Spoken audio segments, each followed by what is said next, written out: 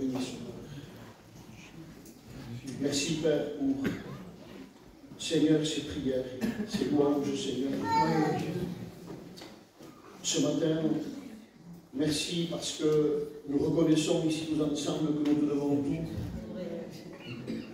Et que, Seigneur, si tu n'aurais pas, Seigneur, engagé ta volonté, rien ne se faisait pour moi, Seigneur. Merci d'avoir voulu. Sois béni, Seigneur. Au nom de Jésus. Amen. Gloire à Dieu. Amen. Voilà. Je salue l'Église et les deux locales qui sont fermés. Béni soit Dieu. Je remercie les frères aussi de nous avoir invités dans ces merveilleuses églises. Béni soit Dieu, qui, je crois de tout mon cœur, essaye d'être fidèle à Dieu.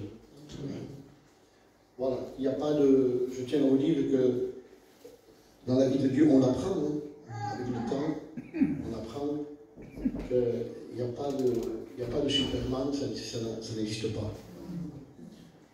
On s'en est vite fait rendu compte. On est vite fait. Hein, que les super-hommes, il n'y en a pas. Il y a des frères et des sœurs qui ont besoin de la grâce de Dieu. Oui. Et je le crois, même si on croit détenir, et Dieu sait un certain message qui nous a été transmis. Mais je crois que ça doit nous humilier plus que tout ça. C'est parce qu'en réalité, nous en avons énormément besoin. Aujourd'hui, plus que jamais. Plus que jamais. Et plus le temps passe, et on sent en nous cette responsabilité, comme disait le frère Toulin. Donc, nous, on vient de la région des Landes, Mont-de-Marsan, hein, tout le coin là. Mais c'est pas parce qu'on vient de cette région-là par rapport à l'ancien qu'on a en commun, nous tous ici, béni soit Dieu, hein, il y aurait un état de, je sais comment je le dis, un état de supériorité, parce qu'il ne faut pas non plus, et Dieu sait comment je vous le dis, il ne faut pas que l'orgueil nous touche.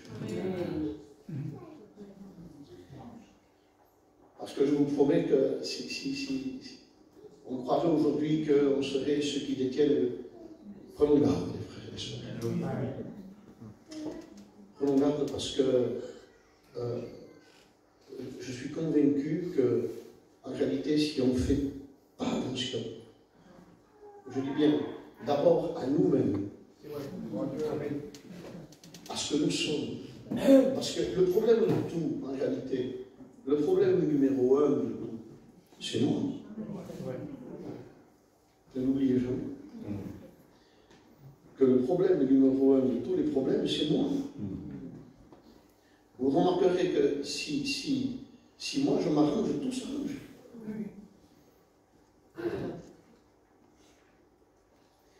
Et en réalité, quand le Christ est venu mourir pour moi, il m'a ciblé. Il faut bien savoir que j'étais la cible de Dieu.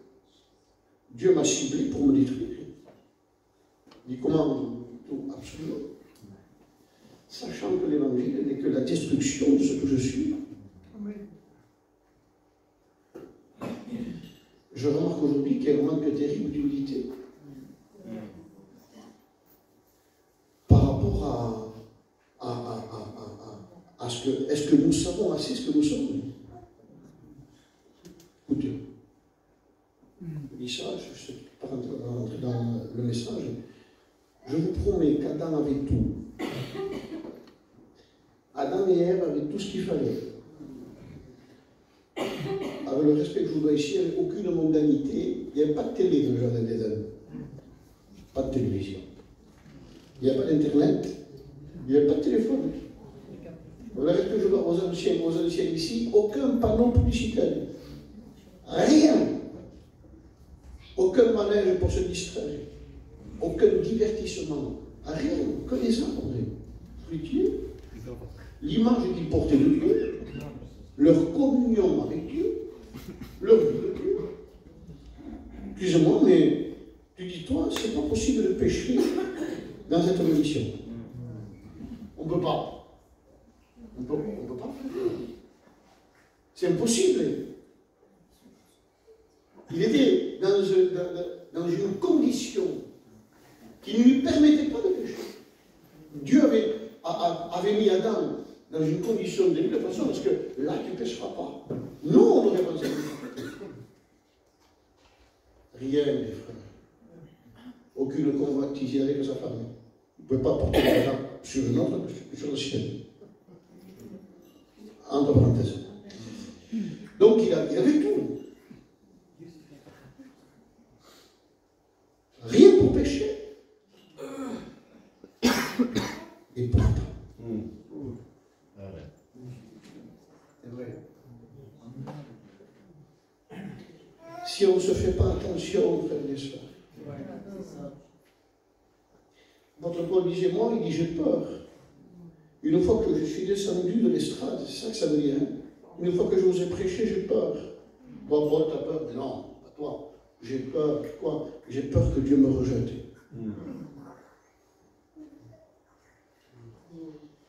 Il avait peur de ce qu'il était. Parce que Dieu lui avait révélé qui il était. Et je vous promets qu'on n'est pas du tout joli. Et quand on prend conscience de ce que nous sommes,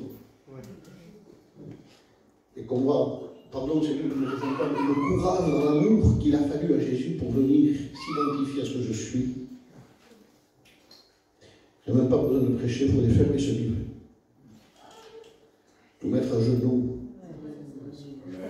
C'est vrai. Et nous humilier devant lui. Avec raison que David disait, qu'est-ce que l'homme, qu'est-ce que c'est? Mais qu'est-ce que c'est? Ce livre-là, même pour l'évangélisation, le monde nous révèle l'homme sous une image, mais ce livre nous révèle qui nous sommes.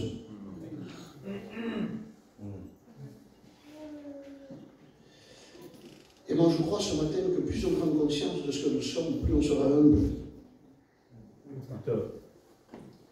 Parce que qui aujourd'hui est capable, disons-le, de dire en tant que prédicateur, vous prenez l'exemple d'Élie, je passe à mon message, qui serait capable, comme Élie, lisez la prédication d'Élie. Il disait ça à David, je crois, hier, en venant ici. Lisez combien de temps il a prêché Élie. Prenez une montre et calculez. Écoutez ça, ça dure pas 5 minutes. Il apparaît d'un coup, lui, attention, d'où il vient, d'un coup, Élie apparaît sur la scène de l'histoire biblique. D'où il vient? On ne sait pas. Quel âge il a? Il a déjà son âge. Mais où ça se fait qu'on n'entend pas parler de toi? Ah, je suis caché, moi. Amen. Gloire à Dieu. Dis comment? Je suis caché. T'es pas vu? Non, Dieu m'a caché. T'as fleuri où, toi? Caché. Je disais au frère hier, à table, vous aviez, le moment, le peuple qui est en train de nous lever, parce que ils veulent savoir si c'est Aaron qui a droit à la sacrificature. Alors il dit, amenez-moi chaque tribu un bâton, ils marquent le nom de la tribu dessus, ils prennent le bâton, ils les mettent devant lui, ils les enferment là, en obscurité, tout seul, il n'y a personne, enfermé. Et alors, on va voir qui c'est qui est capable de fleurir quand il est enfermé hors de tout regard.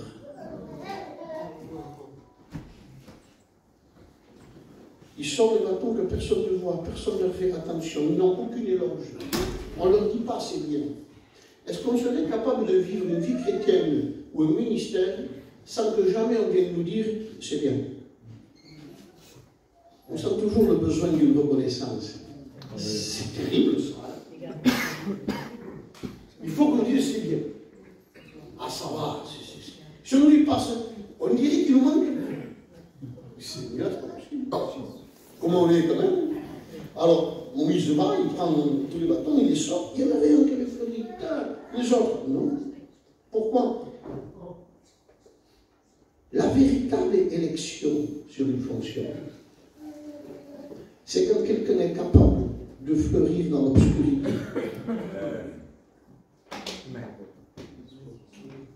Personne t'a vu.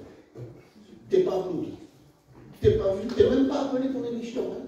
Tu es tout seul. Alors, est-ce qu'on fleurit dans l'obscurité? Parce que là, c'est pour Dieu. Hein?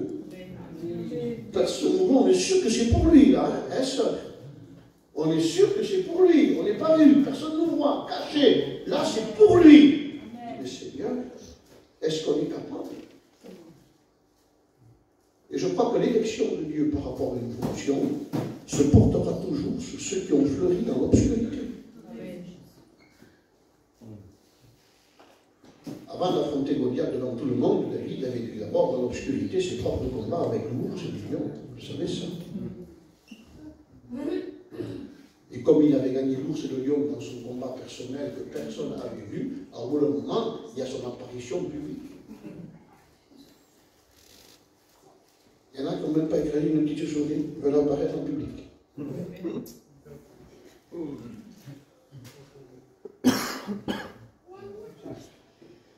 Je crois que ce que Dieu recherche, même après par rapport à Élie, quand Dieu le fait apparaître, au bout d'un moment, il ne prêche même pas 5 minutes.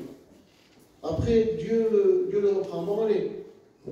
Maintenant, tu veux te mettre au torrent de Kéry, là, et reste là 5 minutes. Je dis, mais Seigneur, je perds mon temps, là. Non. Seigneur, je suis prophète quand même. Il faut que je prêche, moi. Tu ne veux pas que je perde mon temps, là, bien. Tu ne veux pas que je vais être actif, moi. Mais faites-vous de trop d'activité. Amen. Si votre activité vient noyer votre mise à part de solitude avec Dieu, il y a un problème. Que jamais votre activité ne vienne noyer votre activité spirituelle du tout seul avec Dieu. Amen. Il n'y a pas à avoir toute la communion des frères que vous voulez, s'il n'y a pas du tout seul, il n'y a rien. Hein? Mais c'est tellement difficile aujourd'hui de trouver quelqu'un tout seul. Alors peut-être ici, c'est pas le cas. Mais c'est tellement compliqué de trouver quelqu'un tout seul aujourd'hui. Tout seul. Des gens disent, je vais être béni, je vais faire 500 km. Il y a telle mission là-bas, il y a tel pasteur. Non, on y va, les frères. Tout en sommes être bénis, là, peut-être. Dieu va me parler, tu vas voir. De 300, 500, 600 km, 100 € de gasoil au privilège aujourd'hui. Hein. On s'en va loin, très loin. Et puis Dieu nous arrête, il dit, hop, stop.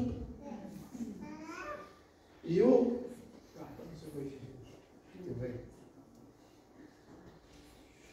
Tu veux savoir où je suis? Tu veux faire 400 km pour savoir si je suis là-bas? Le texte vient, écoute-moi. Fais 2 pas. Ouvre la porte de chambre. Amen. Et le texte dit, le Père est là. Tiens, Dieu est là. On cherche Dieu partout, non? Moi, il est là-bas, il se passe ça. Je lui dis, écoute, il est dans le privilège d'y rentrer, je suis là, il dit. Comment? Je suis là. Mais combien de fois Dieu a été là et le texte dit, j'ai appelé et personne, il dit, moi j'ai venu. T'étais où? Quelle solution voulons-nous trouver aujourd'hui? Quel message voulez-vous qu'on nous apporte? Quelle nouveauté voulez-vous entendre? On a toujours appris, nous, qu'un chrétien s'apprit, ça se tient à part et c'est de l'humilité. Et il reste là au torrent de Kéry. Encore, lui, c'est peut-être pour Seigneur. Non, il ne respecte pas. Moi, c'est ce que tu dis rien, il dit. Tu ne respectes pas, même pas un mot à Dieu pour être actif. Non, non, il dit, mais pourquoi? Comment ça, je dis rien? Bon. Moi, je suis habitué à cette solitude-là. Dieu m'a appris à vivre seul avec lui, que l'important n'est pas la barre. L'important, c'est ma solitude avec lui. Amen. Où est-ce qu'on se réjouit aujourd'hui? Excusez-moi. Donc, je n'avais pas prévu de dire tout ça, ça se dit, frère. Oui, hein? Amen. Alors, il dit, Seigneur, je veux dire, certaines choses que je dis là, où est-ce qu'on prend plaisir aujourd'hui? Et tout ça y est, tu parles de ça? Non. Est-ce qu'on se réjouit plus devant un poste de télévision, un film? Ou de se mettre dans le lieu à part? Qu'est-ce qui nous réjouit plus? Dis-moi. Les séries? Ou de nous mettre à part dans ce lieu-là où là il est lui? Il y en a qui attendent les réunions. Réunions de perfusion. On attend, il faut que je me perfuse ce soir. Oui, il y a la réunion. 1 heure de perfusion. Et quand on rentre chez nous, quoi? C'est fini, la perfusion. Moi, Seigneur. Comment? Le peuple n'est pas capable de se venir tout seul. On entend l'onction. Aujourd'hui, on entend beaucoup d'onction. On entend beaucoup du prédicateur. C'est lui qu'il faut qu'il fasse descendre l'onction. C'est lui qui fasse l'animateur. Excusez-moi, pardon, j'ai horreur de ça. On n'a pas appris à être des animateurs. Ni à faire des shows derrière les estrades. Des grands shows, des grands. Vous voyez, les gens aujourd'hui, pardon, vous avez des chanteurs, des fois, Dieu sait comment on le dit. Ici, béni soit Dieu, c'est vraiment, c'est magnifique. Vos cantiques, ce que vous faites. Mais vous avez des personnes qui saisissent des estrades aujourd'hui. Avec une guitare, c'est un désastre. Ça devient un concert. Mais nous serions les gens, ils disent pas olé parce que voilà, c'est tout, hein. Olé, et l'autre il est là avec sa guitare, lui. Excusez-moi, je ne veux pas dire de nom ici parce que je ne veux pas non plus diffamer, que Dieu m'en garde, mais je dénoncerai les choses après parce que je n'ai pas le choix. Mais en réalité, il faut savoir ce qu'on vit aujourd'hui. À nous, on ne sera pas touché. Aïe, aïe, aïe, aïe, aïe. Méfions-nous, les frères et les sœurs, je sais de quoi je vous parle, je sais d'où je viens, moi. Je viens de Milan, je suis né là-bas. Je suis né là-bas, là-bas. J'ai une racine là-bas. Donc, je sais comment ça bouge. On a vécu avec le ciel. On sait comment ça marche. Donc, est-ce qu'on peut te toucher? Oui, on peut te toucher. Si on ne fait pas attention, on peut te toucher. Alors, on se réjouit. Qu'est-ce qui nous réjouit le plus? Pour le moment, par rapport au ministère et les frères. Il dit que Jésus les envoya. On veut surtout être envoyé, activité, prêcher, être vu des maisons. Mais le texte dit que d'abord, Jésus les prie. Pourquoi tu les prends, Seigneur? Le texte dit pour qu'ils soient avec lui. Comment? D'abord avec moi, toi. Amen. Ne pars pas si tu n'as pas été d'abord avec moi. Ne prends pas ce risque-là. Tu prends un risque, frère, de vouloir rentrer dans une activité sans avoir été avec lui. Tu auras de gros problèmes. De gros problèmes. Tu ne consultes pas Dieu dans la solitude. Tu ne laisses pas Dieu faire. Le problème qu'il y avait eu entre Saül et Joseph, vous permettez que je vous le dise? C'est que Joseph avait été choisi par Dieu. Pas de problème par rapport à l'élection, par rapport après ce qui s'est passé. Il y avait l'élection de Dieu sur Joseph, lui, mais Joseph, il a fait quelques bêtises, lui. Et il a, je crois de tout mon cœur qu'il fait des rêves. C'est un rêveur. J'ai vu tous ces gens se prosterner devant moi, je me prenais pour monsieur tel, lui, ça y est. Mais il le rêve. Il va trouver ses fruits de bière. Moi, j'ai rêvé ça, ça, ça et ça, non. Il dit tout. Et Dieu le regarde faire, il dit aïe, aïe, aïe, aïe, Joseph. Garde-le pour toi, ça.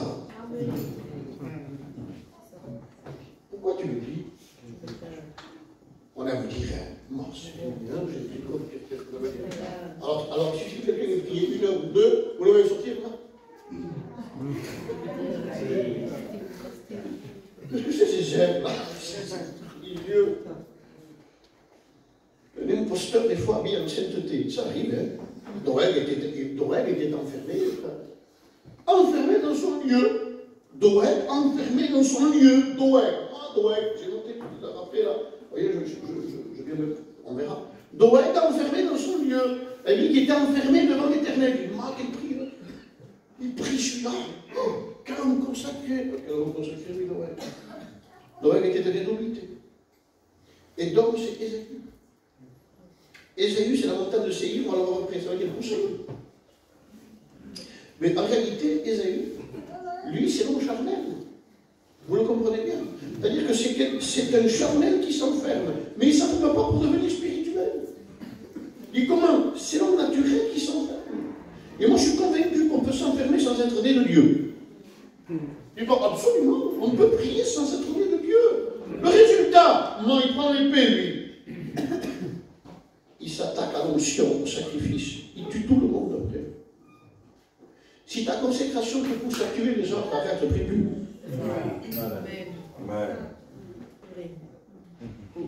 Prie plus. Arrête.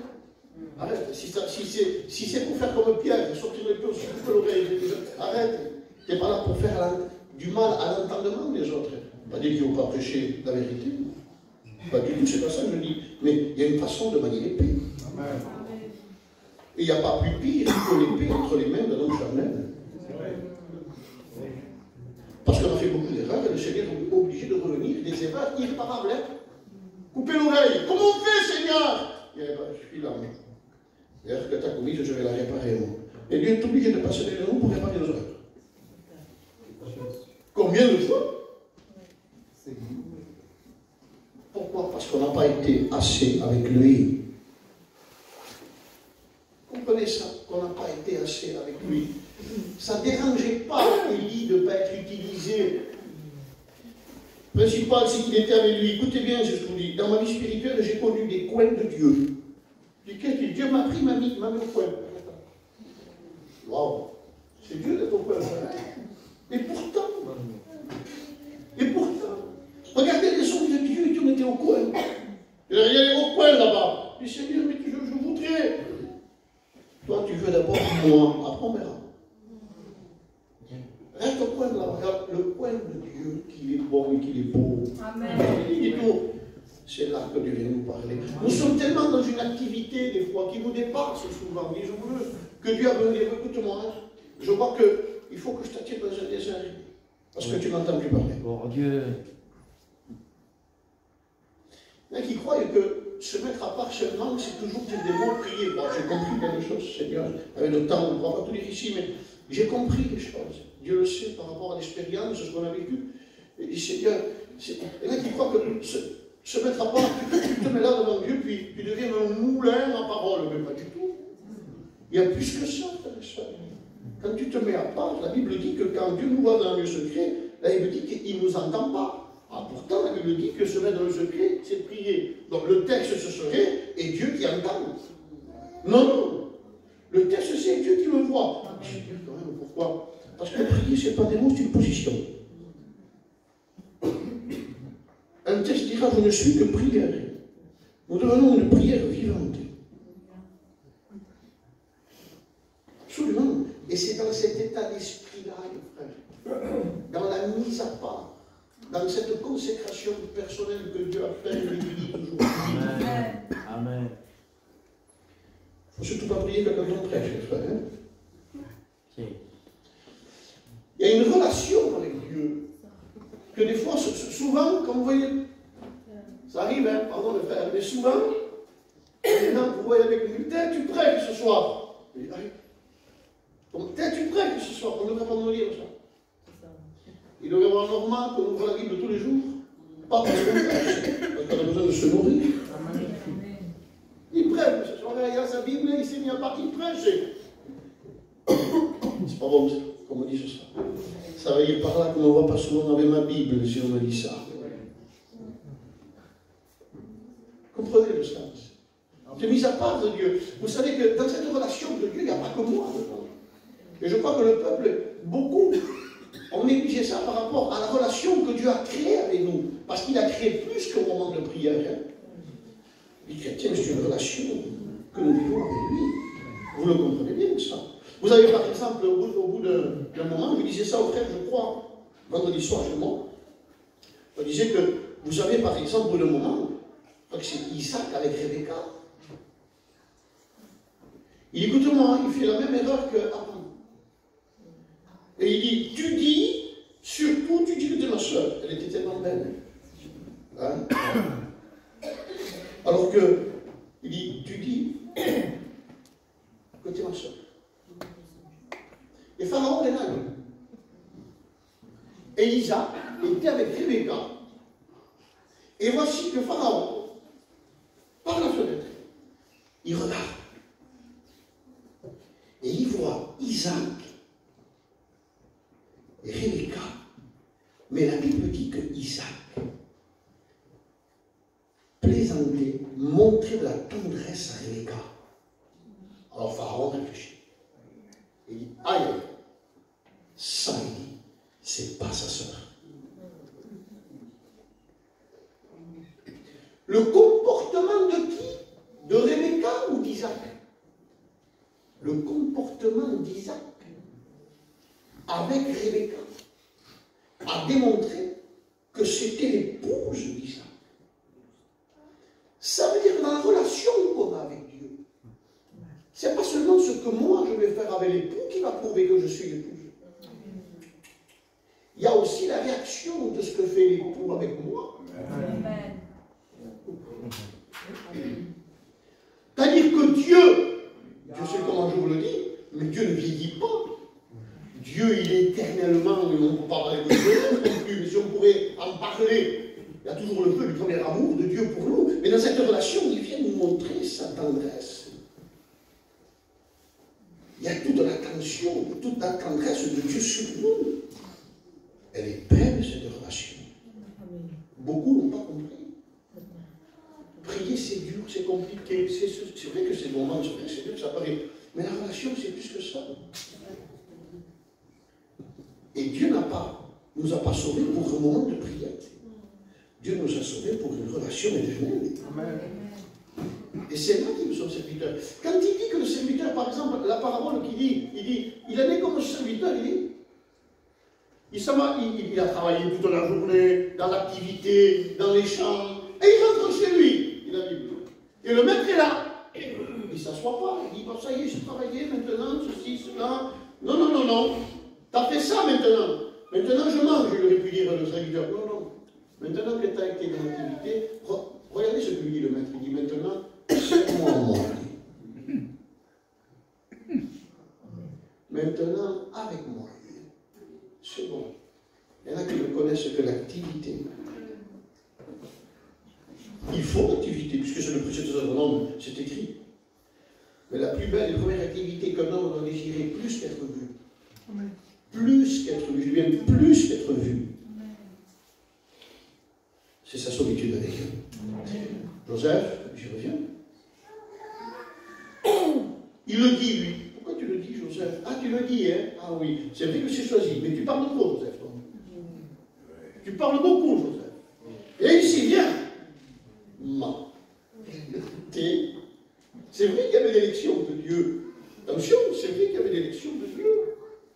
Alors on verra que ça ne touche pas seulement les jeunes à l'orgueil. Ça peut toucher l'ancien l'orgueil. Les jeunes, c'est pas l'orgueil. Pas les miens.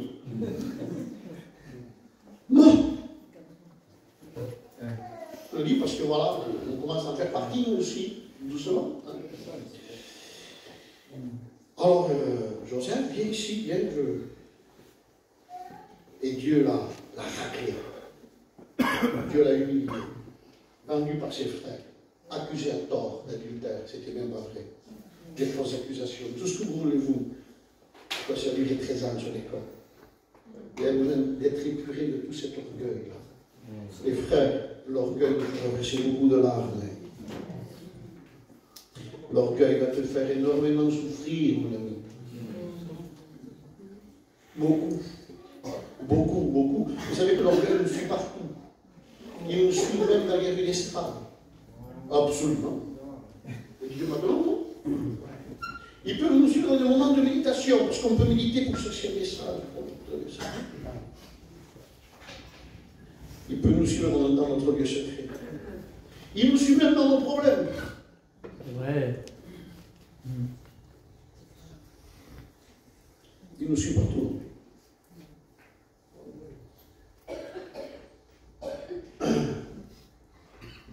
Et puis, donc Joseph a une école très, très compliquée. Vous avez Saül. Alors lui, Saül, pardon. En premier, qu'est-ce qu'il fait? Il se cache. Il reçoit l'onction, il rencontre son oncle, il dit rien de lui. Il aurait pu dire, j'ai reçu l'onction, ça va être moi le roi, le prophète me l'a dit. Il dit rien, il garde sa peau. Regardez le cœur de Saül comme nous. Quelle déchéance. Vous allez voir d'où est venue sa déchéance. Il dit rien. Et quand on va le chercher pour le présenter, il dépassait le peuple d'une tête. On le cherche partout où il est. Il se cache dans les bagages. Quelqu'un qui se cache, Dieu ira le chercher. Amen. Laisse Dieu venir te chercher. Amen. Ne te mets surtout pas à l'avant. Dis pas moi, surtout pas. Laisse Dieu venir te chercher. Méfiez-vous de tous ces gens qui se mettent en avant. Quelqu'un qui vit tout seul avec Dieu dans la solitude ne se mettra pas en avant. Il laisse venir Dieu le chercher. Et même si Dieu ne vient pas le chercher, ça lui est égal. Il se regarde tout seul dans la solitude avec Dieu. Toutes ces bagarres qu'il y a aujourd'hui, c'est bien. À cause de cet orgueil diabolique. Et moi, j'ai la meilleure église. Chez nous, on prie plus tôt. On ne prêche plus la sainteté chez nous que chez vous. Chez nous, il n'y a pas. Qu'est-ce que c'est que toutes ces revendications? On revendique quoi? Dites-moi. On va le voir après. Sachant que l'évangile même, c'est la source même de l'humilité. L'évangile, c'est être humble. Les problèmes de famille manquent. Et des âges, il arrive des fois. Et après, on vient se dire, Seigneur, il m'est arrivé ça. Pourquoi? Comment ça se fait qu'il m'est arrivé ça? Frère, on raconte l'histoire de deux boucs. Ils étaient sur un pont très étroit. Un pont très étroit, deux boucs. L'un venait comme ça, et l'autre comme ça, lui met en bas, c'est le précipice. Et ils arrivent les deux comme ça, face à face. Il n'y a pas d'espace pour passer, ni d'un côté, ni de l'autre. Donc, automatiquement, quand ils vont se rencontrer, on s'attend à la confrontation. Les deux comme ça. Comme très orgueilleux. Mais l'un est plus intelligent que l'autre. Alors, des gens viennent nous demander certaines solutions pour arranger leurs problèmes. Tu vois, il m'arrive ça, j'ai tel problème avec tel, comment je fais? Le bouc, il est là, lui. Attention, il va y avoir confrontation. Qu'est-ce qu'on fait? Il y en a un qui est plus intelligent que l'autre. L'histoire dit que ce bouc-là, il s'allonge. Tant pis, c'est pas grave. Tu veux la raison? Je te la donne. C'est ça. Je voudrais m'éviter à toi et à moi le précipice. C'est pas que je peux pas te faire tomber en bas, parce que si je veux te tomber en bas, moi aussi. C'est pas ça du tout. C'est que je veux préserver la maison et la terre. Amen. Et alors, qu'est-ce que tu fais? Eh bien, le bouc, il vient, il a les jambes par-dessus comme ça, clac. Écoutez, je sais, c'est humiliant quand même, hein? Mais il n'y a que l'humiliation qui pourra arranger le problème.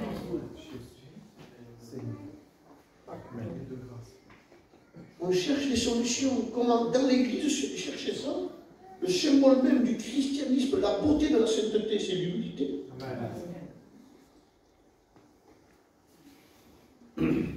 Comment c'est possible, Seigneur? On a tellement perdu cette simplicité par rapport à la prédication. Je vous promets, c'est dur d'être simple. Dites-moi ce que vous voulez. C'est devenu compliqué d'être simple. Et pour Seigneur, comment ça se fait qu'on n'arrive pas à être simple?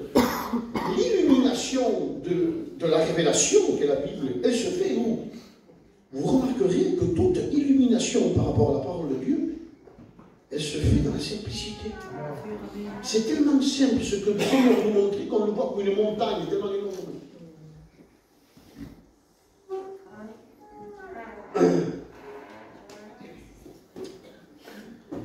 À travers tout ça, à travers tout ce qui vous touche aujourd'hui, le Seigneur vient avec un message important. Et j'aimerais le dire à tous mes frères et à toutes mes sœurs qui sont là. Je ne veux pas venir ici vous apprendre quelque chose, vous me comprenez bien, je ne vous apprendrai rien. Vous avez des frères ici, vous avez des anciens qui nous ont tout donné. La foi que vous avez reçue, dira Jude, au verset 3, il dira, elle est complète. On le disait hier, après-midi. C'est-à-dire qu'il n'y a pas besoin de rajouter quoi que ce soit. Pas besoin. Elle est complète. C'est-à-dire, on vous a tout communiqué. Amen. Il n'y a rien à ajouter à la structure de la foi. Absolument rien. Et là a été le souci de l'apôtre Paul, comme on le disait hier. Il disait, non, dit tout, ça n'entrera jamais chez nous, ça. Jamais chez nous. Dieu sait de quoi je vous parle. Comment donc ça pas chez vous? Écoutez, si le Seigneur le disait par Paul à Timothée, c'est parce qu'il fallait que Timothée prenne ce conseil. Il dit lequel? Il dit Timothée. C'est bien le texte. Timothée. Dans quelles conditions tu es, Paul? Est-ce que tu es dans une condition de gloire et d'honneur? Pas du tout. Excusez-moi, hein, les frères. Un homme comme Paul, il faut que ça meure dans un château. Sur un lit d'ivoire, tout à mort. Il faut que sa vie se finisse d'une façon extraordinaire. Excusez-moi, mais un homme aussi consacré pour Dieu, or quand vous regardiez le corps de Paul, au bout d'un moment, vous l'avez dit, il dit, le Seigneur, il a mis, il y a quelqu'un à côté de moi là. Il dit, pourquoi, Paul? J'ai besoin qu'il soit là. Pourquoi? Parce que j'ai reçu des révélations un peu spéciales. Et pour pas que l'orgueil me touche. Toi, Paul? Oui, moi. J'ai besoin qu'on me rappelle l'infirmité qu'il y a dans mon corps. Vous le voyez dans une condition terrible, Paul. Il est dans un cachot. Il finit sa vie dans un cachot. C'est pas possible. Une prison. Mais tu ne peux pas finir comme ça, toi, on s'est trompé par rapport à l'évangile. Croyez-moi, il y a un évangile qui est prêché aujourd'hui de bienséance. Vous avez des marchands de bonheur aujourd'hui. On vous a fait croire n'importe quoi. Excusez-moi, un évangile escroqueur. On a escroqué les gens. Comment? En disant, en prêchant des choses qui n'étaient pas comme ça. Et comment? L'évangile, on sait que c'est la joie et le bonheur d'être sauvé. Mais alors, quelle persécution contre ma chair, mon orgueil, moi, contre tout ce que je suis, quelle persécution. Qui aime dire qu'il n'est rien? On voit le cri dans le psaume 22. T'es devenu quoi, toi, Seigneur? Qu'est-ce que t'es devenu? On vous l'a prêché sûrement 10 fois, 30 fois, 100 fois. Je le répète ce matin, c'est tout. T'es devenu quoi, toi? Moi? Seigneur, il dit tout, il dit, je ne suis même plus un homme. Ah, Seigneur. Mais, je suis même plus un homme, il dit quoi? Je suis un verre, moi. De toute façon, vous remarquerez que le meilleur moyen de prendre un poisson, c'est de mettre un verre au bout de la maison. Le poisson mordra avec les vers.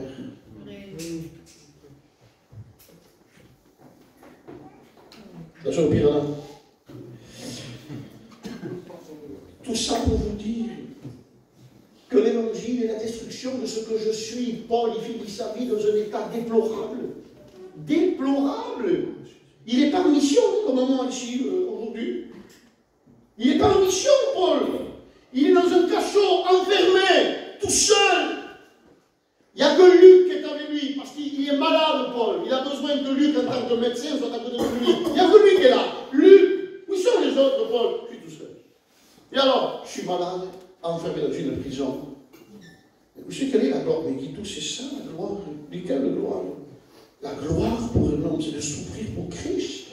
Et moi, j'ai compris aujourd'hui, plus que jamais, que se convertir, en réalité, c'est souffrir. C'est quoi cet évangile? Il dit tout à fait avant. Alors, dans le ministère, on en parle. Ah, écoute. Celui qui croit que le ministère, c'est prendre sa vie. Hein? Être là, vous savez, comme ministre, et puis étaler toute une connaissance. Essayer de faire le mon Seigneur, il est mort. Il est foutu. Il dit comment? Il est mort. Le ministère, c'est des larmes pratiquement tous les jours. C'est les pleurs. Le ministère, c'est une souffrance interne. Comment tu vis, Paul? Il dit, moi, regardez le texte que j'ai pris, je l'ai pris. Je l'ai pris, je crois. Il dit, je vous le lis, Justin. Il dit, c'est pour cela, dit Paul, que nous travaillons jusqu'à l'épuisement. Il dit, jusqu'à l'épuisement et que nous agonisons. On t'a respecté, toi, Paul? Non, qu'est-ce qu'on t'a fait? On m'a lapidé. On m'a frappé, j'ai reçu des gifles. J'ai reçu des coups de fouet. Comment? On ne te respectait pas? L'orgueil cherche à se faire respecter. Respecte-moi. Hein? Oh! Attention à ton langage, hein? Comment? Non, c'est bien, mais frère, on n'est pas des papeux. Quand nos frères et sœurs, il y a le respect qui doit être là, que des outrageux, on n'en veut pas des outrageux, moi. Hein? Des outrageux dehors, hein? Attention les frères et les sœurs, hein? Dans les églises, on ne veut pas d'outrageux, nous. Les outrageux, c'est dans le monde sans Dieu, mais pas dans l'église. Mais admettons qu'on demande le respect. Et mais quoi? Où est le problème? On se sent diminué parce qu'on m'a dit qu'une parole un peu trop haute, vous savez, un peu trop. Et mais quoi? Le Christ a dit, je suis le verre, tu ne portes pas mon image. La conversion m'amène à son image. L'apôtre Paul, quand il est enfermé dans ce cachot, il donne la conclusion de sa vie. C'est quoi ta conclusion, Paul? Dis tout. Voici la conclusion de ma vie, 2 Timothée. La conclusion de ma vie personnelle, il dit. Tous ceux qui veulent vivre une vraie vie chrétienne, tous ceux qui voudront marcher comme Jésus a marché, tous ceux qui voudront avoir la vie que Jésus a eue sur la terre, vivront dans la persécution. Ils vont souffrir. Vous allez souffrir. Et des fois, on souffrira de l'intérieur. Attention, faites pas trop comme ça, hein, parce que... attention aussi, hein, vous comprenez bien. Hein. On souffrira de l'intérieur. On juge vite avec les gestes. Dis comment? On souffrira de dedans. Au moment où un texte vient, il dit, d'où viennent ces blessures que tu as là? Tout ce qu'elles viennent, il dit, ah, il dit, si vous savez, je les ai reçues dans la maison de ceux qui m'aimaient.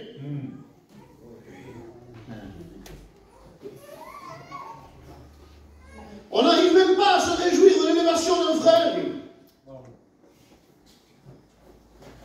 Parce qu'on ferait plus que moi. Dieu prend mon frère, il élève, il dit quand on m'a honoré, tous sont honorés. On ne cherche pas à lui mettre des coups de bâton parce que Dieu l'a élevé au-dessus de moi. De toute façon, celui qui élève, c'est Dieu. Celui qui abaisse, c'est Dieu. Et quand la jalousie nous saisit, elle est diabolique, la jalousie. Jaloux de nos frères, jaloux de nos soeurs. Et la jalousie nous fait critiquer. Ou alors, si on dit rien, mais je n'entends pas les mal du frère, on est jaloux, on dit rien. On est content. Je compte à l'orgueil et la jalousie, ça va ensemble. Et c'est à quoi tu nous mènes? Les frères, la destruction de ce que nous sommes. On se fait des estrades et des trônes. Trône de Salomon, en ivoire, tout couvert d'or. Le trône de Christ était la croix. Mais regardez comment il est. Il se laisse dire qu'il aime des mots. Il dit, Seigneur, comment c'est possible que tu te laisses dire des choses pareilles? Ils sont humains, les frères. Ou le moment, parce qu'on ne veut pas le recevoir dans un endroit, vous avez les disciples. Tu veux qu'on envoie le feu? Vous ne savez même pas de quel esprit vous êtes animé. L'orgueil ne se réjouit pas de l'élévation de l'autre. Et pourtant, si la Bible dit que, alors bien sûr, on se réjouit, on aime se réjouir, pardon, on pleure souvent avec ceux qui pleurent. C'est pas dur. Promis, c'est pas dur. J'ai un problème de même, le frère, là. Moi. Il est touché, il est humilié par son problème. Je pleure avec lui. Et c'est pas dur. Hein. En plus, c'est vrai, parce que le gitan, il est très sentimental. Hein. Pour un petit chien qui meurt, il pleure. Voilà. Et voilà, on pleure. Mais demain, le frère Tourette, il vient prêcher ici. L'onction descend, le peuple pleure, il se repent, une explosion extraordinaire. L'œuvre grandit, ça marche, ça fonctionne. Qu'il est béni dans son matériel, tout ce que tu veux, toi, Florian. Et Dieu me dit, dis tout, réjouis-toi.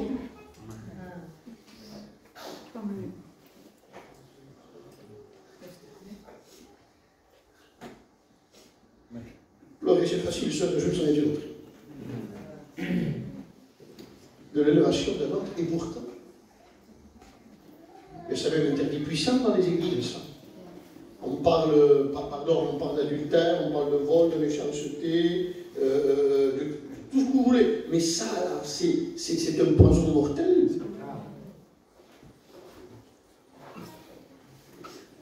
C'est un poison mortel. Vous savez, un chrétien ne doit pas réagir. Quand on te fait un jour, on demande à un homme qui était enfermé, on lui dit, écoute-moi, un moine vient le voir, il dit, qu'est-ce que c'est être mort à soi-même? Oh, il s'approche. On lui dit, écoute-moi, voilà. Aujourd'hui, on a enterré un curé là-bas. Tu vas aller sur la tombe du curé et tu vas lui dire plein de mauvaises choses. C'est-à-dire que c'était un mauvais curé, qui dit nous, on peut dire, tout un fiasco. Cet homme-là, il va sur la tombe du curé, il commence à l'insulter de tout. Il lui dit de tout. Il revient voir l'homme, il lui dit alors? Mais ça y est, je l'ai fait, et bon, alors, qu'est-ce qu'il t'a dit? Rien. Oh. Ah, il t'a rien dit, non, rien. Bon, écoute-moi, maintenant tu vas y aller. Mais cette fois-ci, tu vas le mettre au sommet. C'est-à-dire qu'il n'y a pas meilleur que lui. Que c'était le plus beau, le plus fort, le plus grand, le meilleur. Vas-y, dis-lui, et reviens. Il va sur la tombe du curé, il le met au ciel. Les pétales de rose les plus belles au monde. Il le flatte d'une façon extraordinaire. Et il revient, il va le voir. Il dit, mais ça y est, tu vois, je l'ai fait. Ah bon, tu l'as fait, oui. Bon, qu'est-ce qu'il t'a dit? Rien. Comment rien? Rien. Ça veut dire que celui qui vit avec Dieu, qu'on l'insulte ou qu'on le flatte, il dit rien.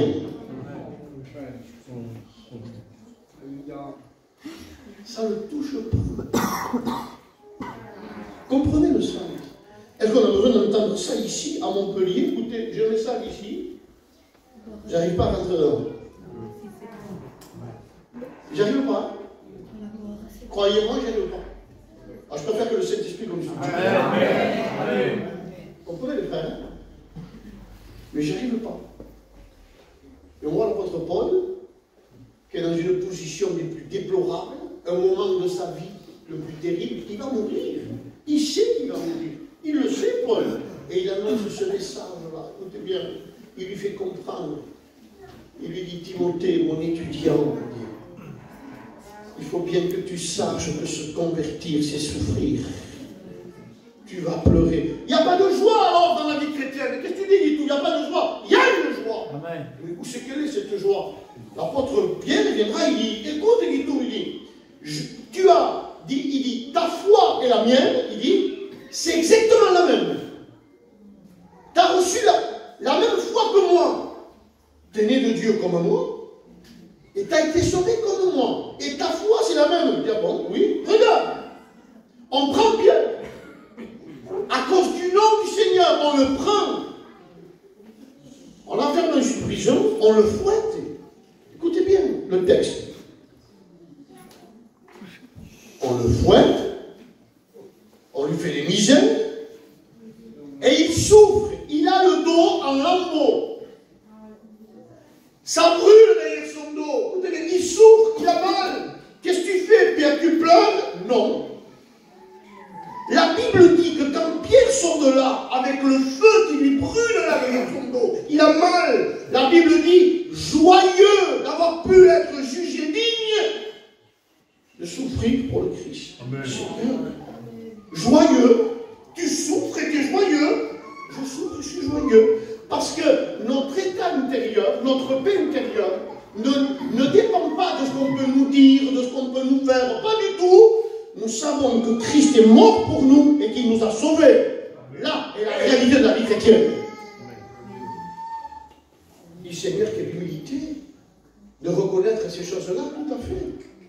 Et vous remarquerez que tout prédicateur vous donnera les meilleures pensées. Il vous les communiquera dans la souffrance.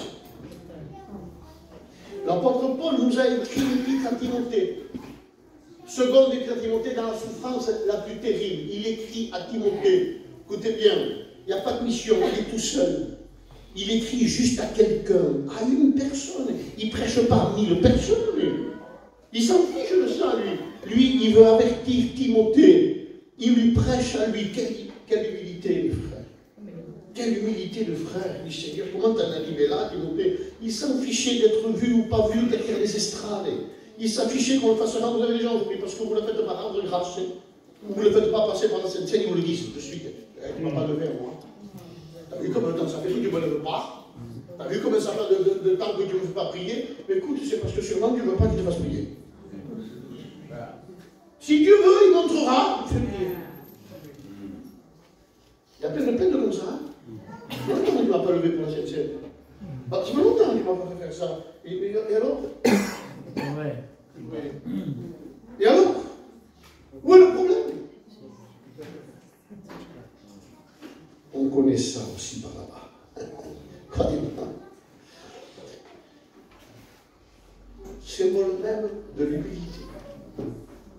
Alors, je vais terminer. Vous voyez, je vous promets, je n'ai pas pu rentrer dans ce que je voulais prêcher ce matin.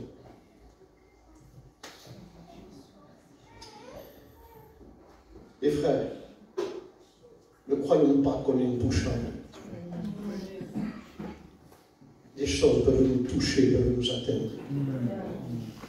Croyez-moi que ce que je vous dis, c'est vrai.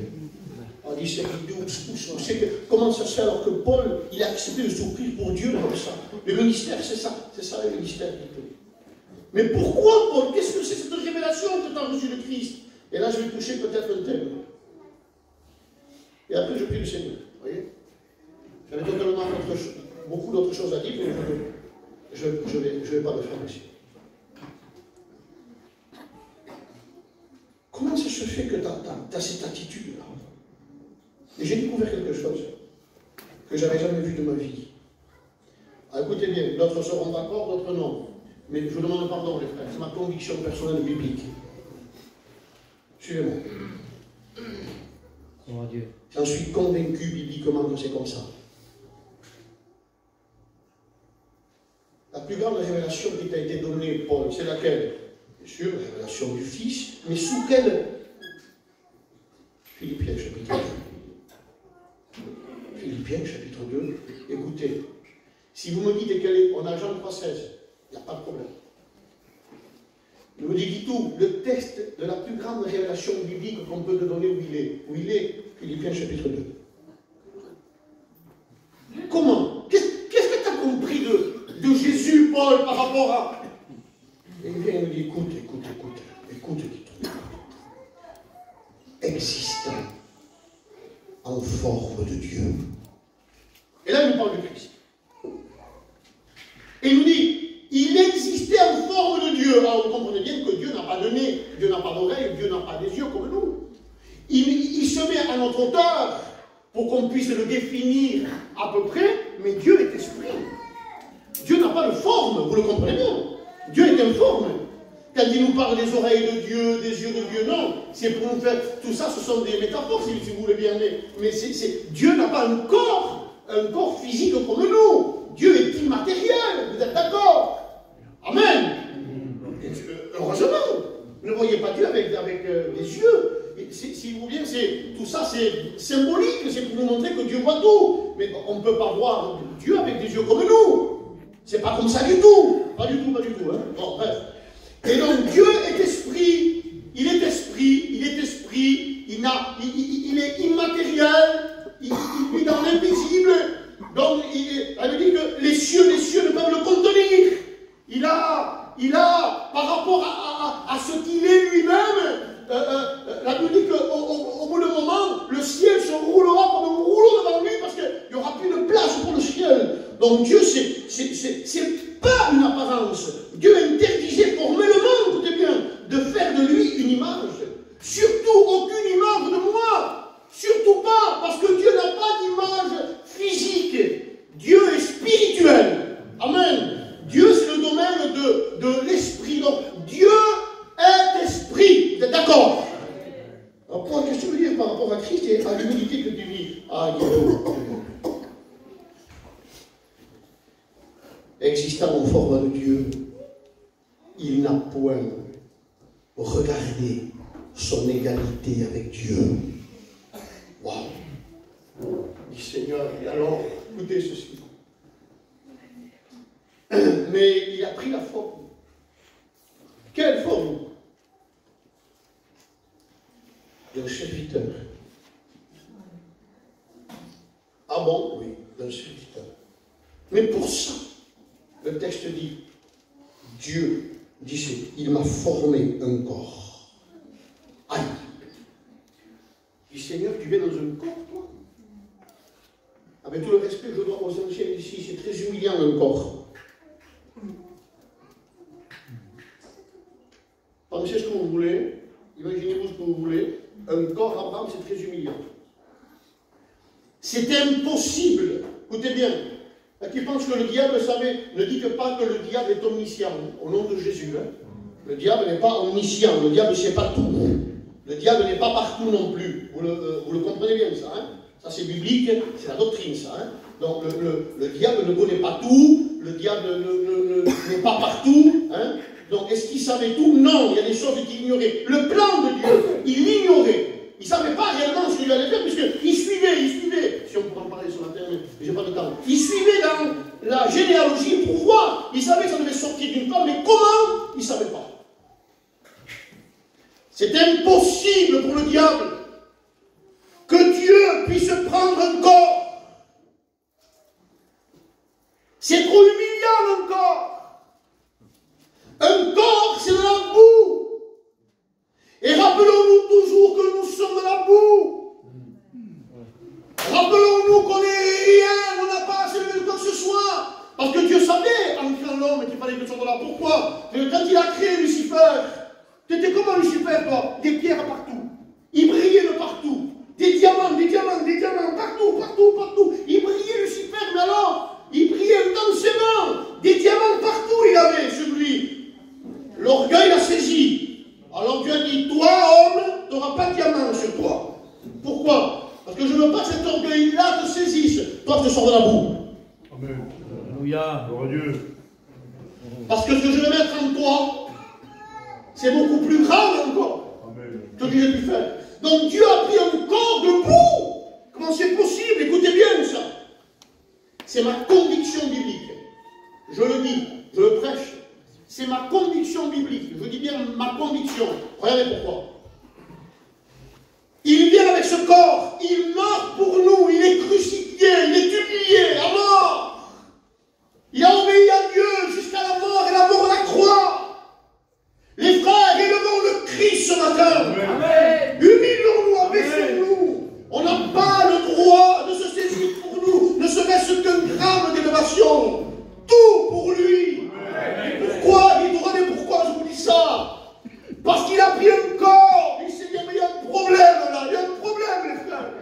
Il dit comment? Il y a un sérieux problème. S'il prend un corps, il y a un problème. Parce qu'il faut qu'il ressuscite le corps. Oui, mais il y a un souci. Rappelez-vous qu'il avait la forme de Dieu. Il prend un corps, mais s'il prend le corps qu'il n'avait pas, quand il va le ressusciter, d'accord? Il dit, Seigneur, tu restes 33 ans et demi sur la terre, il n'y a pas de problème, mais bon, après, tu as pris nos péchés, tu meurs pour nous, tu es humilié, maintenant tu vas repartir auprès du Père, et tu vas prendre ta forme que tu as l'autre fois.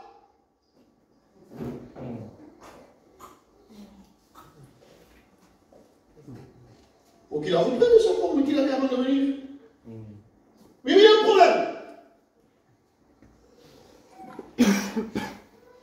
C'est que s'il ressuscite le corps ne meurt plus. Et ça, c'est biblique à 100 milliards de pourcents. À 100 milliards de pourcents, c'est comme ça. C'est biblique. Un corps ressuscité ne meurt plus. Alors tu dis, Seigneur, attends. Si tu ressuscites, tu vas faire quoi de ce corps? Il faut bien que tu reprennes ta forme là-bas, non? Non, fini. Et comment? Comment? Je t'ai tellement aimé, dit Dieu, que j'ai consenti à perdre cette forme. Et comment? Je suis Dieu, je reste Dieu. Mais je reste Dieu en ressuscitant le corps, je reste Dieu dans un corps. Mais pour combien de temps, Seigneur? Dis-nous-le, combien de temps? Tu ne vas pas récupérer ta forme, vous comprenez bien que Dieu ne va pas faire du corps comme une veste consommée. Je sors, je le mets de côté, je sors du corps, je le remets. Vous comprenez bien que ça ne fonctionne pas comme ça. Pas du tout. Comment, Seigneur? Il s'est revêtu le corps. Et alors, tu le mets où ce corps maintenant qu'il est ressuscité? Le corps glorieux ne meurt plus. Puisqu'on aura le même corps que le sien, vous le savez bien. Quand il ressuscitera le corps, on aura exactement le même que le sien, à la même hauteur que le sien. Un corps glorieux, incorruptible, il n'y a pas de problème. Alors tu dis, Seigneur, mais... Alors tu le mets où ce corps? Il dit tout, je le ressuscite, il ne meurt plus. Ah bon? Seigneur, et ta forme que tu avais avant, il tout. Je désire tellement être avec toi que je savais que te sauver, c'était garder ce corps. Donne-moi la preuve, dit tout. Je viens. Étienne, le ciel s'ouvre. Qu'est-ce que tu vois, Étienne? Est-ce que tu vois une forme de Dieu? Non. Qu'est-ce que tu vois? Il dit qu'Étienne, lui, je vois qui? Le Fils de l'homme. Comment je le vois debout? Qu'est-ce que tu vois? Un corps. Seigneur, comment c'est possible? Frère, il a ramené le corps glorieux, ressuscité, et pour qu'il puisse marcher avec nous, pour toute l'éternité là-haut, il a revêtu le corps, jusqu'à s'humilier de la forme qu'il avait. Il dit, Seigneur, c'est pas possible dans l'amour. Mais frère, je me prends pour qui il y a une histoire? Je crois quoi, moi? Je renonce à quoi? Vous savez à quoi j'ai renoncé, moi? À ma pourriture, à mon péché, à l'orgueil, et à la pourriture de tout ce que je suis, pour revêtir ce qu'il est. Pour qui la gloire? À lui la gloire! À lui la gloire! On n'a pas le droit d'avoir l'orgueil! On n'a pas le droit de se prendre pour des papes, les frères! Parce qu'on a une prédication, moi, qui a vu la prédication, parce que c'est ça, les frères! On se fait une réputation avec un message. Lui, il se l'est fait avec des clous, avec du sang, avec une humiliation, avec une couronne d'épines, avec une humiliation terrible. Seigneur, je veux porter ton image. Arrêtez avec l'orgueil, s'il vous plaît. Le Seigneur, mettez ça sur mon cœur ce matin. Je vous dis quelque chose, je vais être franc avec vous. Je ne voulais pas porter ça. Non, Seigneur, je résistais, moi. Moi, ça. J'ai fait ça ce matin. Le bon âge. Et je sentais dans mon cœur l'orgueil. Je suis passé là, le Seigneur m'a conduit d'une façon, c'est voilà un souci. On a un gros souci. Et Seigneur, regardez le livre de l'Apocalypse, sur quoi il est assis, il le voit, comment? Comment il le voit? Il est assis sur un cheval dans qui? Le Christ, il le voit, il est toujours dans un corps. Du Seigneur. Quelle grandeur ton sacrifice. Pour être avec moi, pour être avec toi. Alléluia. Du Seigneur, quel amour. Quelle grandeur d'amour. Sœur, tu n'as pas le droit d'avoir de l'orgueil. Tu n'as pas le droit de t'orgueillir. Frère, s'il te plaît, ne nous servons pas de ce livre pour notre réputation, agrandir notre connaissance, faire accueil, vous savez, les grands congés. Ne te sers pas de ce livre pour ça. Fais-le par amour pour le peuple, pour le bonheur du peuple. Il n'y a pas de problème. Je le fais aussi, frère, on le fait. Il n'y a pas de souci. Mais que nos intentions soient pures. Mettons-le toujours à la première place. Toi, Seigneur, derrière l'estrade, je m'efface. Toi, Seigneur, on parle de toi, c'est pas grave, on n'en parle pas, tant pis. On m'oublie, tant pis, Seigneur. Toi et moi, voilà le vécu de Dieu. Amen. Alors, frère, ne cherche à cause de ton orgueil, il y a des problèmes chez toi, il y a des gens qui ne veulent pas prier, ils se plaignent. Problème chez moi, le vent souffle, tu ne veux pas t'humilier. Tu ne veux pas aller demander pardon. Il y a des gens qui ne se parlent pas par orgueil. On ne se parle même pas. Pardon, de parler peut-être de certains serviteurs, certains pasteurs, certains frères et sœurs qui ne se parlent pas. C'est quoi cet exemple-là, les frères? Par orgueil de quoi? Où on va? On dit, Seigneur, combien de fois tu dois pardonner? Je dis ça, je prie. Dis tout pour que je pardonne, c'est dur pour moi. Comment c'est dur? Comment c'est dur? Pardonner? C'est dur quand on est humble, on pardonne. Attention, vous avez un témoignage, les gens passent ici souvent, on le dit entre nous ici, d'accord, hein, on est en famille. Hein. Souvent, on dit, alors frère, c'est quoi ton témoignage? Ici, témoigne. Et voilà les frères, je fumais, je ne fume plus. Voilà, je sortais, je ne sors plus. Je rentrais chez moi, je cassais les assiettes.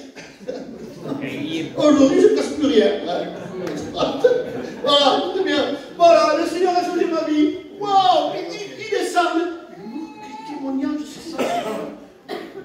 Et moi, j'ai envie de poser cette question. T'as pardonné?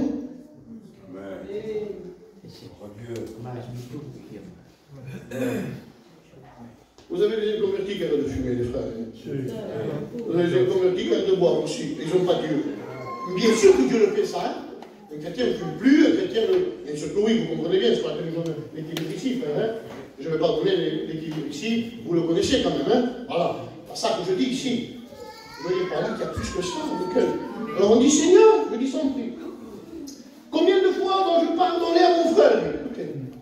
L'humilité. Alors, c'est jusqu'à combien, frère, il dit? Jusqu'à 7 fois, non? Quand il dit Seigneur, ce gars, c'est jusqu'à 7 fois. Il met la barre haute, et je vous promets qu'il met la barre haute. 7 fois pardonner. Il met la barre haute. Parce que le juif, il mettait jusqu'à 4-5 fois. Mais lui, il va plus haut encore. Voilà. Alors, j'ai dit, écoute-moi, il dit non, il ne dit pas jusqu'à 7 fois. Combien de fois je vais pardonner? Tu pardonneras jusqu'à 70 fois, 7 fois. Combien ça fait? 490? Attendez, on est intelligent chez nous. On va prendre un stylo et un papier. Je te promets, mon frère. Vas-y, fais-moi du mal. Je prends le stylo, je marque. Quand j'arrive à 490 fois, mon frère, la 491e, je te fais manger les 490 que tu m'as fait. Amen. Ah, c'est ça ta loi, Seigneur, alors? Mais non, du tout. T'as mis... Pourquoi Dieu aurait mis une limite? Il y a une limite, alors? Mais non, il n'y a pas de limite. Mais qu'est-ce que tu as fait, Seigneur? Les Juifs avaient très bien compris ce livre. Ils avaient compris qu'en réalité, de 70 fois 7, le Seigneur les ramenait à la 70e semaine de Daniel, qui chacune dure 7 ans. 70 par 7. Tiens, oui, mais la 70e, c'est le retour du Seigneur.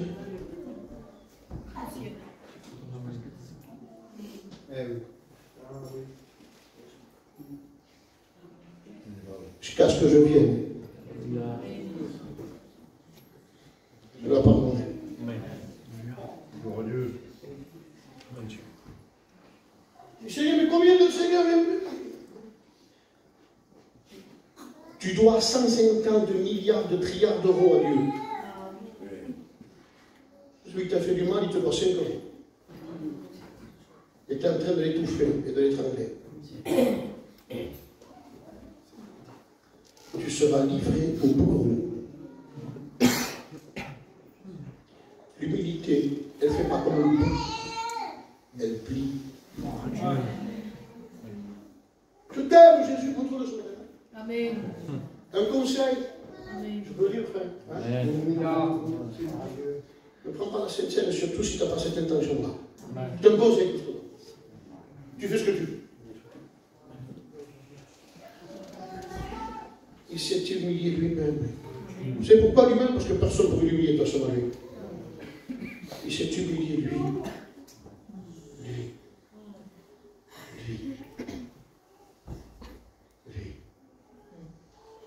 Je vous en supplie ce matin. Je ne sais pas pourquoi nous nous voyons ici. Je vous dis la vérité. Si Seigneur, on le sait, parce que des fois on croit que... Mais si le message de Dieu c'était ça, ce matin, Dieu a pris toutes mes fiches, il les a presque mis toutes de côté. Promis, frère. Et j'ai vu la pensée. Il y a besoin de nous humilier devant Dieu. Amen. Peuple de Dieu. Nous sommes des pécheurs sauvés par grâce. Ne l'oubliez jamais. Chers frères, je ne sais pas s'il va y avoir une réconciliation ce matin. Je ne connais pas l'église, je ne sais pas. Mais Dieu t'y pousse. Amen. Tu sais pourquoi tu es tourmenté? Parce que tu ne pardonnes pas. Je suis tourmenté des frères qui ne se pardonnent pas. Que Dieu fasse que ce ne soit pas au niveau des prédicateurs. Parce que moi, quand même, sur la planète Terre, je dis bien, dans les endroits. Bon, pas ici. Mais disons, Seigneur, je veux cette attitude d'humilité. Amen. Qui c'est qui pourrait dire ici qu'il n'a pas d'orgueil? Je vous regarde. Ah, si on voit qui vient.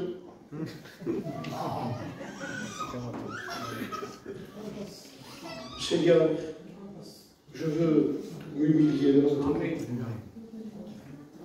Je dis sans prix, le roi David, il dansait devant l'arche, il s'humiliait à mourir. Michal le regarde. Il dit, t'as pas honte? T'as vu comment tu t'humilies devant tes serviteurs? T'as pas honte de faire ça? Il dit, t'as vu comment tu fais? La chair, elle vient. C'est Michal, le livre. Pourquoi tu veux t'humilier? Pourquoi faire? Et David répond, l'homme spirituel répond à Michal, il répond à la chair. Il lui dit, écoute bien, il dit, je veux paraître encore plus vil que ça. Tu dis que je m'humilie, je vais m'humilier encore plus que ça. Et même si je m'humilie encore plus que ça, je serai en honneur quand même. Amen. Laissons-nous prier le Seigneur.